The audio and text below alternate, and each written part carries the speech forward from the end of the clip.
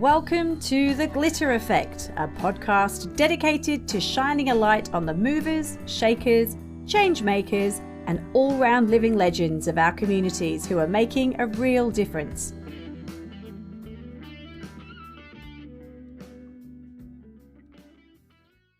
I'm thrilled to be joined by someone whose work truly embodies compassion, innovation, and the healing power of connection, both human and animal.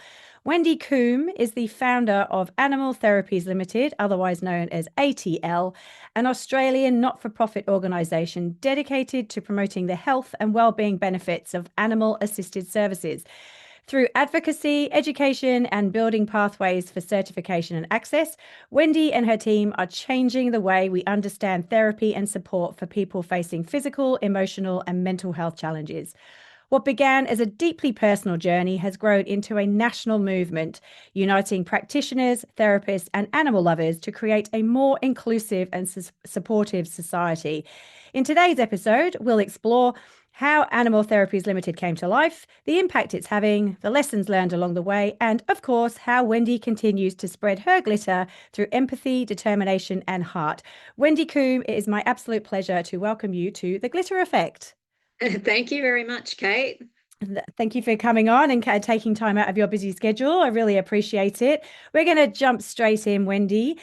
Before we go in and talk about what actual Animal Therapies Limited or ATL is, can we just start with some of the basics? And can you just explain to us what is the difference between animal-assisted therapy and how that differs from actually having a pet, for example? I certainly can. So, animal assisted therapy makes up one part of the overall animal assisted services sector. So, animal assisted therapy is delivered by a registered health professional who works alongside animals in delivering their services. So, whether it be an occupational therapist that might work alongside a dog in helping children, develop certain skills, or they may need rehab, and the dog becomes a co-worker for the occupational therapist. And of course, there are other registered health professionals such as psychologists, counsellors, speech therapists. Really, any registered health professional can be found in this sector working alongside animals, and a variety of animals. Not just a dog, not just a horse. So I'll give you one example, because I always love to kind of give examples. So there was a Monash University study that looked at a psychologist working with children that were neglected and abused when they were young, and these children never developed empathy and compassion. So the psychologist worked alongside small animals such as rabbits and guinea pigs in order to help teach these children empathy and compassion. And that's a really good example of how the animals are integrated into a normal scope of practice for that qualified therapist, and with a really specific goal of helping people. Wow, it's quite I don't know, it's quite deep, isn't it? I mean, I think from someone who doesn't know, you see an animal, you think, oh, isn't that lovely? And it must be really good. But there's a science behind it, which I think a lot of people don't understand or appreciate. And obviously it's a very broad and powerful space, as you're touching on there.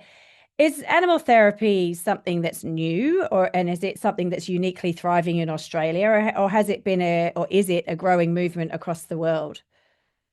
Yeah, so the animal assisted services sector is absolutely growing. So you will find different professionals working in the sector alongside animals, both nationally and globally.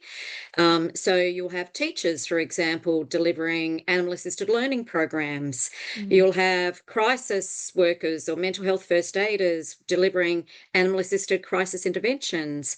There are assistance animal trainers that work with people with disabilities to have their best life alongside their assistance animal. And then there are humans that don't hold a human qualification that have had their animal assessed as suitable, that have these amazing visitation programs going into aged care, hospitals, to really help, provide, I guess, distraction from some people's, situations, and give them that lovely oxytocin hormone, which is Mm. that beautiful feeling of engaging with, an animal in a really positive way. So it is quite broad, and it is absolutely found in other countries, Yep. and it is growing. Yeah. And are we quite advanced in Australia, or is across the board, we're all on a similar sort Well, I of think level? I was really proud of our charity being a global leader in terminology. So initially, the sector was described as an animal assisted intervention, was described as animal assisted interventions. And through our consultation process with some of our First Nation people, and also some of the populations that really do reach out for these types of animal assisted supports, we realised that the term intervention was had a really negative association. Hmm. So it was our board that decided that moving forward, we were only ever going to refer it to the sector as the animal assisted services sector. Yep. And pleasingly, that's been adopted globally now. That's So great. yeah, it is really good. So we're very pleased with that. Yep. We led the way globally, and others have followed. So I think we're doing our bit, Kate. That's good. That's good. Very progressive. I like that. Now, flicking back and forth a bit, you're the founder of ATL, Animal Therapies Limited. And as you said, this is an organization that's changing lives of kids and adults every single day. Can you tell us how it came about to be, and what inspired you to make it what it is today? Because I'm assuming it's probably changed, or bits have moved along since you established it. Yeah, well, 8 years ago, I was like most other Australians and thought the only sort of animal assisted service were guide dogs for the Hmm. vision impaired. So it was on the back of my own lived experience, Kate. Back in 2014, I got up to go to work like any other day, and I don't remember how I got home. Essentially, my world changed from there. I went from a high powered senior executive dealing with complex decision making to someone that couldn't leave home unless either my partner or my dog was by my side, and had a stutter. I mean, I've been a keynote speaker over many decades of my career, but to go from being able to stand in front of an audience and deliver a keynote presentation to not being able to talk without a stutter was quite profound in its Mm. impact.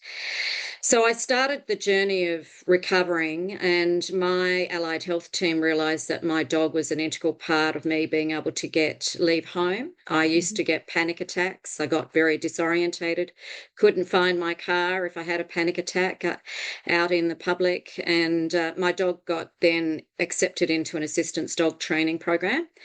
And he got taught things to help me, like taking me back to the car. He even found my car in a multi-story car park, I have to say. Wow. So he was a And pet before he he was a became. pet. Yeah, Yeah, okay. I never thought that would ever happen to me. Never thought that would happen to me. In fact, I was really proud of my business and my professional career, very much a high achiever. And I think when all of a sudden that got ripped from underneath me, Kate, I realized that my professional career, my studies had become almost like an escape from untreated trauma. So Right. it was the thing that I could control, and maybe some of your listeners will actually relate to that, where they channel all their energies into being really good at what they do, and Mm. they don't address what's happening at the deeper level, Yep. which is dealing with trauma that may have never been treated Yep. throughout their life. And for me, it was my trauma started as a young girl, and I was exposed to a lot of traumatic events. And I think you get very busy, don't you? You Mm. study, get a career, you have children, you get a home, you build your financial security, and your own mental health. And I can say, especially for women, we're so busy looking after and taking care of those around us that we don't actually take the time to look at what we need. Mm. And so my head got really noisy. I had very bad anxiety. In 6 months, I walked 2.5 million steps with my dog by my side. Wow. what I did notice, I got back into horse riding, anything to do with animals. And even over my childhood and growing up, I would always, my go-to, Kate, was always my animals. Because what I realized was I did not feel safe in human to human relationships. Yeah. And I essentially, I think well, I still do to a certain extent, rank or rate human to human relationships based on the degree of safety I feel. And I Hmm. think, again, some of your listeners will really relate to this. Whereas when you're interacting with an animal, you have a total feeling of safety. They rate really high on the safety side of that scale. Mm. When I was with my horse, I was present and my head wasn't busy and my anxiety went. So I think that when I started to understand things like this between 2014 and 2018, which is when I started the charity, I started to do some desktop research. Mm. I also didn't feel comfortable doing nothing. I was gone from this like amazing decades of a really successful career to just sitting at home. Yep. I love my family and getting involved. My children and grandchildren's lives have always been a priority, but professionally, I felt I had experiences that I needed to be able to contribute back to society, and I didn't know how to do that. I had lost a lot of my executive functioning. Mm. I found it very difficult. The last thing that I remember in my corporate career was a meeting that I went to. So meetings were particularly a trigger for a Yeah. panic attack. Um, so it was really trying to work out, well, how can I bring my life experience into helping others? And that's how Animal Therapies got started. I did have to ask my partner, I said, I want to start a charity. Hmm. I won't be able to run board meetings. Will you be willing to come on board as the chair and help me with this? And I said, because I couldn't report to anybody else. I can Yep. operate from operations. I can be really, really busy, but I just can't go there. And Mm. I'm very grateful that he agreed to do that and has made a significant contribution through his own network. That's incredible. What a journey and what a story. Because, like you say, for some people, you've got a lot of strength in you, obviously, to do that, firstly. And thank you so much for sharing that with us. It takes a lot of vulnerability, doesn't it, to get over your vulnerabilities to share that. But, I think a lot of people would just find their little corner and curl up in it sometimes, but for you to do that and then see the positives and then pay that forward is just like next level. Well done. Amazing. Thank you. So so you've then created, so 2018, you've established ATL. What did it look like then compared to now?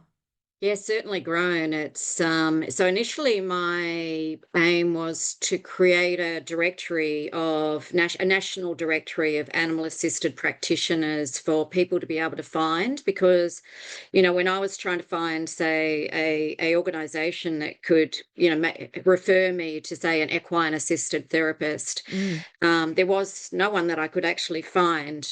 Even trying to understand how to get my border collie recognised as an assistance dog was really difficult for me to Mm. work out. Well, where do I go? Who do I get help from? So initially it was the aim of the charity is to advance the understanding, acceptance, and the accessibility of these animal assisted services for people in need. So I started the directory. I obviously built the website, built the directory, and as we have gone on, we've identified, the needs, unmet needs that then needed to be addressed. So we needed to ensure that this sector was embedded by evidence and research. So we started a researcher directory Yep. um, to connect people to the efficacy of animal assisted services for various types of populations. We also had half of our inquiries from people needing animal assisted services and half wanting to become practitioners. Hmm. So then we built access to courses for people to, one, get their animals assessed as suitable, to learn how to clinically work alongside animals. Um, so we did that. It's continued to grow. Then we realized that not everybody can afford to pay Yeah. for animal assisted mental health support. And, even if you're going to a Medicare registered health professional, some people can't afford to pay the gap. Mm. And some people also, and there's my dog, if you heard it in the background, he's rounding up swallows. Uh, So then we started to get these emails, and we've got at the moment, and the emails are getting bigger and bigger, and it's just heartbreaking. So many, and particularly children, both women and men, many who have experienced traumatic events, abused, assaulted. We know veterans that have been, yeah. having been deployed and exposed to the horrors of war. Um, these people share something in common in that, again, their nervous system. And I'll have to say something, and that was the other thing that we took a leadership position on, because I heard this professor speaking at a conference on post-traumatic stress, and he said post-traumatic stress is not a disorder. It's actually an injury to the brain. And he said what happens is you've got so many stress chemicals and hormones going through the brain that it actually damages the connection between the amygdala and the part of the brain that actually regulates the emotions. And Right. again, so we took a leadership position as a national health promotion charity to say, well, we won't ever, moving forward, and it got ratified at a board level, ever call it a disorder. It isn't. Yeah. It's for somebody that's been impacted by trauma due to human behavior. It kind of is an insult to call it a disorder, quite frankly, Mm. right? So That's a good point. we, we just get some of the most saddest emails from now, and it's growing. Like there are school wellbeing officers sending us Mm. emails about children and their circumstances, their exposure to domestic violence, their exposure to their own parents having mental health challenges and the impact on these children. And obviously, some incredible stories, across the board, not just trauma. It could be Yeah. other sort of, mental health conditions that people need help with. But a lot of these people have actually they've stopped engaging with mental health supports altogether. And so then we realised that we needed to also offer a mental health outreach program where we paid for mental health, animal assisted mental health support.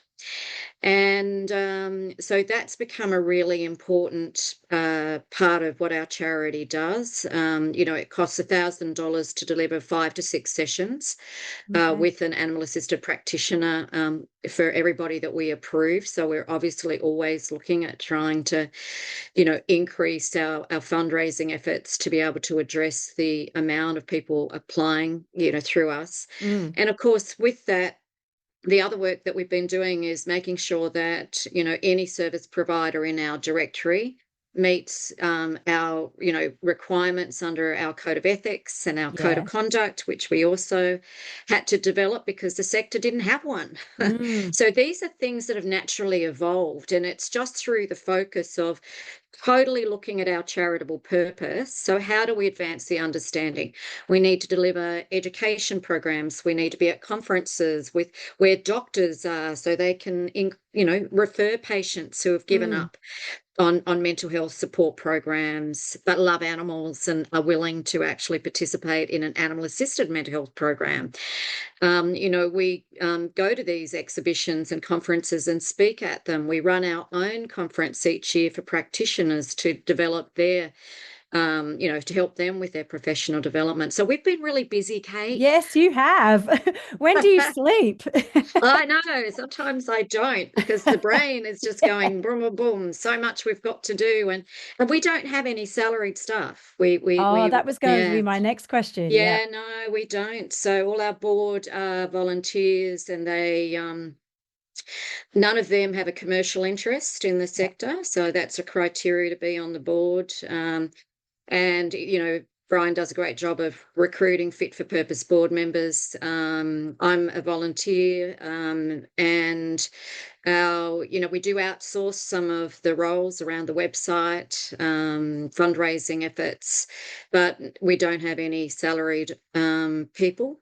So I think for what we've achieved over the last 7.5 years is pretty amazing. That's incredible. And really, it is such a short space of time. But in that time, um, mental health in particular, I know you're bigger than more than that, but mental health has become really a very much spoken about topic, even at dinner tables. I mean, we talk about it at our family dinner, not often, but every now and then, because my boys who are in primary and secondary school, they recognize that people have mental health challenges now as well at a younger age. So I think it's that awareness, it's the education. But with that, it's like a double-edged sword, isn't it? Everybody's very much aware, but then as you say, the provision of support, it then becomes really tricky because there isn't the people who are trained, and that's that vicious circle. But I think we're in a really good changing space, and over the next few years, hopefully, we won't have this problem of not enough people or not enough supply. But I don't know. What are your thoughts on that? Well, look, it is a concern. I mean, mental health challenges are, I think, intensifying. Mm, Even look at what's happening in the world now. yeah. This is going to continue to create, the need for mental health support. Again, people and social media, more and more young people are getting disconnected with those human to human connections. Mm, And that's one of the reasons why practitioners work alongside animals because, research has shown us that adherence, people are more motivated to come to a session when there's an animal present at the session than if it's just a human present at mm, the session. And that's the same with people with disabilities. So on the 1st of August, we're running a national disability forum on how animal assisted services help people with disabilities. yeah. And of course, people with disabilities can be impacted in regards to their mental health as well, Yeah. and need, for some, not all, for some, need additional mental health support. But and again, if you're doing, there was a great pilot program that was done in a hospital over in Adelaide where they were working alongside dogs to help people that had strokes. Because, I mean, what would you rather do? Would you rather be in a gym doing a pulley exercise, or would you rather be outside with a dog and your rehab specialist, Mm, brushing the dog or throwing the ball to the dog or taking the dog for a walk? I mean, this yeah. is about motivation, and motivation, increased adherence to therapy is the one factor that's going to achieve results. Mm, And so I know I always come back to animal assisted, sort of services, but that's what we're all about. And the more disconnected humans get in society, the more we're going to need animals working alongside practitioners. yeah. And look, and I think you will always be at the front of that by the sounds of it. It sounds like you are already on the front foot of a lot of that, which is really good to hear. Now, there'd obviously be lots of peaks and troughs in running an organization like this, and you've touched on a few of them. Are you funded? I know you said about the fundraising. Do you get any funding from anywhere, or is We it? No, we don't have any government funding at all. We apply for grants, and we have some amazing partners that help us each year with mental health grants, which we are so grateful for. Um, what we'd like to see is, and we still haven't kind of nailed that national fundraising campaign yet, which is going to be a very big focus for us over the next 12 months. Just recently, a United States mental health campaign for animal assisted mental health raised 1.8 US million dollars. Now, if we could get that sort of Wow. money each year, we could do it a lot and be helping a lot of people. Mm, So we really, in fact, this morning I've sent an email out to the person that launched that campaign to say, hey, can we duplicate that in Australia? Because, the need for mental health, animal assisted mental health support is growing so much over here. But the other thing, I was recently sitting on a disability forum, and we have had to do a lot of advocacy around some changes with the NDIS. That's been huge work, and the NDIA have acknowledged that animal assisted therapy is an accepted NDIS support. Good. But there is some confusion around terminology, and we're having to still do a lot of work there. And on this forum that I attended, because they're looking at under 9-year-olds being pushed to foundational supports and basically not being in the NDS scheme. And I said, look, if you look at the Victorian government have actually funded schools in the Victorian education within Victoria Education to provide fully funded, government funded animal assisted therapy to children who need it, who are identified as needing it in schools, Victorian schools. Mm-hmm. They also have funded animal assisted wellbeing and engagement for children who aren't turning up to school. Yep. Because there is research that says if there's animals coming into the school, obviously these animals, we're not talking about anyone bringing their pet into a school. Yep. We're talking about animals that have been assessed as suitable, and, who are actually a part of a team of the handler who holds whatever qualifications that are relevant to the program that they're delivering. But, if we could get every single state and territory education department approving animal-assisted therapy for mental health support for children in school and animal-assisted engagement and well-being, we're going to prevent mental illness. Yeah. Yeah. We know there are not all children love animals. Of course they don't, but there are some animals that do. And I've just got in front of me, like, every single email that I received, and I'm getting emails from wellbeing officers in schools saying, we have this child and she loves animals, but she needs animal assisted therapy. She won't go. Actually, I'll tell you another example, and I love all the case studies because it just speaks volumes. So, last year I got a phone call from a support coordinator over in WA, and they said they had an NDIS participant that had the worst case, absolutely the worst case of self-harm that you could ever hear about. Plenty of money in their NDIS plan, but will refuse to leave their supervised housing to see anyone. He asked if there was someone I could refer him to that might be able to get this girl to leave her accommodation. And I said, there is this social worker that works alongside this beautiful golden retriever. So he engaged her services under the NDIS plan. This social worker took the golden retriever to this young woman's supervised housing, knocked on the door. The door would open a little bit and this woman or this young girl could see the dog, started to engage with the dog. Every time that social work visited, the door opened that little bit more until that social worker was able to get that girl to take that golden retriever for a walk.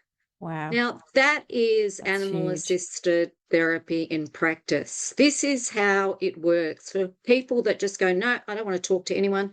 I don't want to see I don't want to see a psych. It's all about rebuilding that trust and that safety relationship with the animal in order for the human to build that therapeutic relationship in order to do what they're trained to do. Yeah. So I guess for us, the biggest challenge, there's certainly been a lot of lessons learnt, that's for sure. But I think the biggest challenge for us is, raising enough money to be able to meet the demand for these services. So, yes.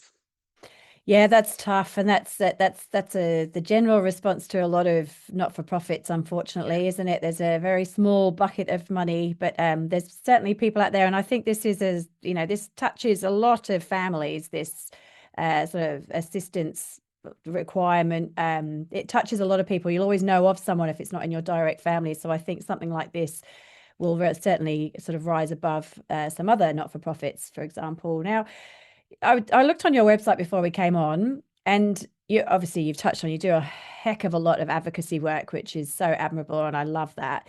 There was also about making sure that your business is assistance animal friendly. Do you? Yeah. I really liked that because obviously Yeah, I used to work in a blindness organization. That's one thing that we always, was always having issues with, is that people yeah. wouldn't let the dogs in. So what do you do with that, and how do you work? Talk me through that. We're just develop. I mean, we have done a lot of. We've had a program where people have signed up, and we've sent them informative cards and stickers. Assistance animals are welcome here stickers, Yep. which we've had like an army of volunteers out there distributing them, asking shops to put them up on their front entrance. We've now decided that we're going to take a little bit of a different strategy, and we're going to start reaching out to businesses and ask them to become an assistance animal ambassador. Awesome. We've started to develop some training videos. Monash University partnered with ATL to develop a business audit tool for how assistance animal friendly is your business. Oh, fantastic. Yeah, and I think the point in the whole consultation process that we've gone through to get to where we are now, one of the comments that resonated the most with me is, Wendy, there are a lot of organisations that have assistance animal friendly policies, but there is a big difference between having an assistance animal friendly policy and delivering really great customer service to assistance animal handlers. Mm, And then I thought, this is such an important thing that we need to address. So how and a lot of people, want to deliver, excellent customer service to an assistance animal handler, but don't actually know how to. yeah. And I'll give you an example because I went to my son organised a beautiful Mother's Day lunch at a country hotel. I've been out caravanning, always go before I'm going to have any sort of function where it involves other people to make sure that they have an assistance animal friendly policy, because I don't want the event to be ruined Yeah. basically. Yeah.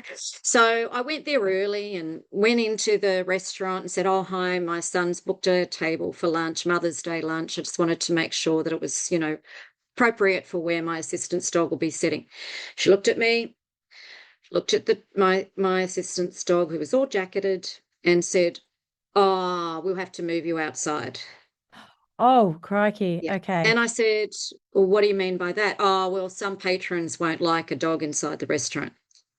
And I Wow. said, you are aware that that would be discriminating, and that I have a right to be able to dine indoor in your restaurant with my assistant's dog. Mm. I know the policy, I know the law, but my patrons won't like it. Oh, So wow. this is a classic example of, oh, she knows the law, but she wasn't willing to actually deliver great customer service. What she could have done is said, no problems at all. Let me show you where your table is sat, where your table is. And please let me know if you'd like us Yeah. to move the table somewhere else where it may be more appropriate for your assistant's dog to sit. That's all Mm. she needed to say. So I think so we've started to develop some little videos. We know that small business is really, you know, I used to be the CEO of a business advisory service under contract to the government, helping people start a business and grow a small business. So I really understand that most small business owners work in the business, not on the business. And Yeah. these type of things are really hard for them to get their head around. So we just wanted them to be simple little videos. We are going to go out and also approach larger businesses, larger companies to say, can you please become an assistance animal ambassador? Mm. Sign up, help us fund the distribution of this training. And our aim, Kate, is to have every single customer facing employee undertake our training on how to deliver good customer service to assistance animals. We're just at the very beginning. And obviously it always comes back to having to get the financial resources to really roll this out effectively. But we're going to focus on it. We're committed to it. It was one thing that I wanted to do right from the very beginning of starting the charity. So watch this space. Just something else for you to do, Wendy, in your spare time. Yeah, so much to do. That's it. But you honestly, I knew a little bit about what you do, and now talking to you, I am in awe of what you're doing with ATL. It's incredible. And we talk a lot with the guests on here about glitter kings and queens, and we welcome our guests as glitter royalty. So, welcome to glitter royalty Thank and you. people who are spreading their glitter. But I often ask as well, and ask you as well, there are often people who are either quietly or loudly lifting you up in the background who have got you to where you are today. Are there any particular glitter kings and queens that you have recognized as someone who's inspired or supported you along the way? Well, there are so many. I'm so grateful for our small team, Carolyn and Annette. They've just been amazing and give so much to ATL to really, make it what it is today, along with, our board. These people just give so much with, total commitment to our charitable purpose, and we wouldn't be where we are today. And also, we've had committee members, that have actually got on board and given their time as well as our partners, that have provided us with funding to support the mental health of those less fortunate and so much in need. So, Kate, the list is endless, and people like you that, invite me onto your program. Thank you for being glitter Yep. royalty, because, it helps us spread the message. And yeah, I'm just so grateful for everyone that's supported us on this journey. And it is hard work, but all I have to do is open up my email and read the waiting list of all those, really vulnerable people that have fallen through the cracks and Mm. need help. And I go, right, get your act together, Wendy. You need to keep going. Yeah, well, you've got that purpose is there every day, isn't it? It's that's certainly the motivator for you. Um, and as well, at the Glitter Effect, we love celebrating those small, purposeful actions that have those big ripple effects. You've told a couple of stories already. How have you seen the Glitter Effect play out through your work at ATL? I think it's the feedback and the commitment that we have. We've built this community. Mm, See, before ATL was started, there was just all these people out there, small business, and a lot of them are small businesses, yep. sole traders that are out there doing what they really believe they need to do to help the people they're helping. And I think the feedback that we've had is just we feel part of a community now. We feel, that we have a voice. We feel like what we're doing is now better understood and better accepted across all levels of society, like education, government, community. And I just think that, a single thread of hope is a very powerful thing. And if you can give everybody that's part of this incredible community, that single thread of hope, even, I mean, and have gone through, many practitioners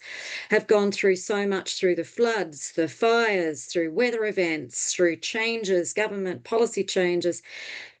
It costs them more money to deliver animal assisted therapy than it does if they just were in a room, Yeah. operating. And why do they do it when they've got all these cost pressures?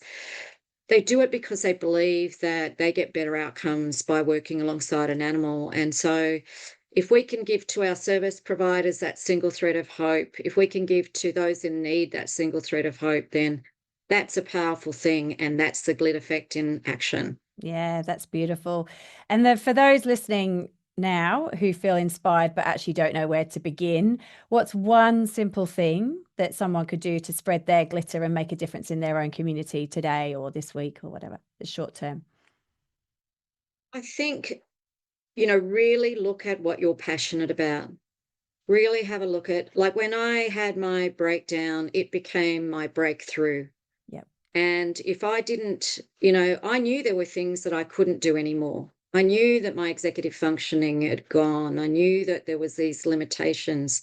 Mental health can be a really, it sort of is, you can have a good day and you can have a bad day. And I think to those that may have gone through their own mental health challenges that are trying to find their purpose and their way in life, just step back, think about what you're really good at, what you're really passionate about. Don't worry about what you can't do anymore. Mm. And then connect to other parts of society that are actually out there doing those things, and get involved as a volunteer, Mm. because waking up in the morning and being able to get out there and volunteer and help other people is what the glitter effect's all about. Yeah, beautiful. That's that purpose, isn't it? Purpose driven. And now, finally, final question. It's a very easy one. If people or the listeners want to learn more about Animal Therapies Limited and support the amazing work you're doing, how do they do that, Wendy?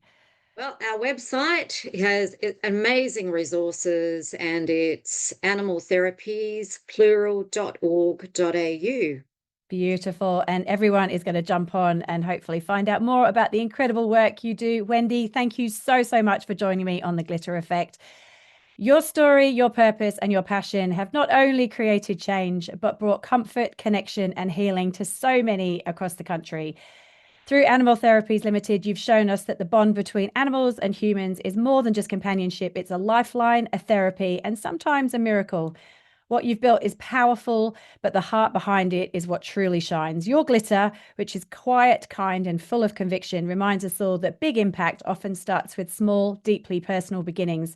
Thank you for sharing your journey, your wisdom, and your beautiful work with us. I know our listeners will walk away feeling inspired to lead with empathy, to look for connection in unexpected places, and to spread their own glitter a little more bravely. Keep doing what you do, Wendy, because the world needs way more than of you. Good luck with everything with Animal Therapies Limited, and all the best for the future. Thanks, Kate. Really appreciate it. Thank you for joining me, Kate Ganneil, on The Glitter Effect. If you've loved this episode, be sure to subscribe, share it with a friend, and let's keep the conversation going. Until next time, keep showing up, making an impact, and sprinkling that glitter wherever you go. Bye for now.